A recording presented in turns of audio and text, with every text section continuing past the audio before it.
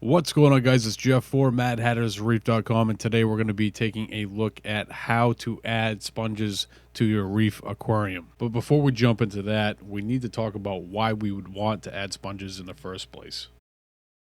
When I got into the hobby about 10 years ago, it was stressed to use dry rock. And the reason behind using dry rock was so you weren't introducing pests or anything that might be considered undesirable right from the start. And fast forward to present day, most hobbyists are still using this same idea of using dry rock. I did it myself on my 220-gallon aquarium. And the reason that we use the dry rock is because we're ultimately scared of the pests that could possibly be introduced into our aquarium. You take that mentality and add the equipment that's available on the market today, you have a very stripped down, nutrient deficient reef aquarium. Now, I'm not telling you that you need to stop doing water changes. I'm not telling you that you need to start slacking on your maintenance. I'm just telling you that we need to diversify the life within the aquarium. And real quick, I'm going to go over some benefits of having sponges in your aquarium. The biggest one being the removal of silicates. Silicates are not only used by sponges, but they're used by diatoms and brown algae to form and basically create their structure, which helps them exist. So if you want to avoid having diatom outbreaks or brown algae outbreaks, adding a sponge to your aquarium will actually help you avoid these outbreaks. Now, with decorative sponges aside, the most common sponge that you're going to find is a white sponge.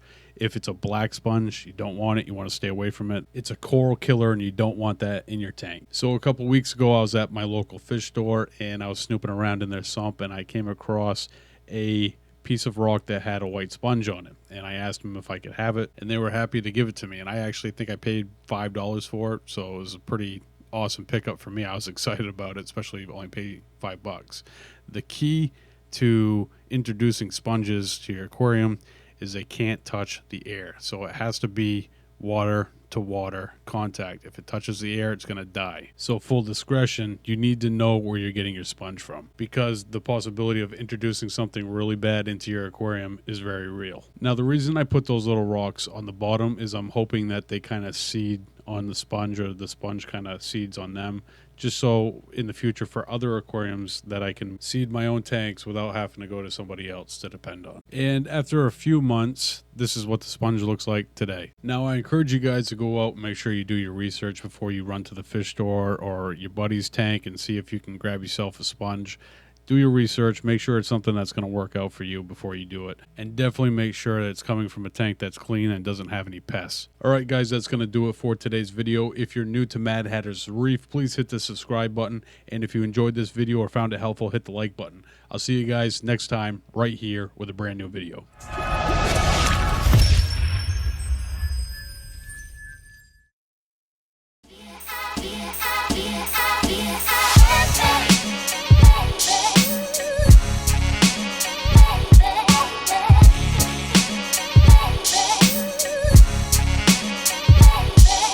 Okay.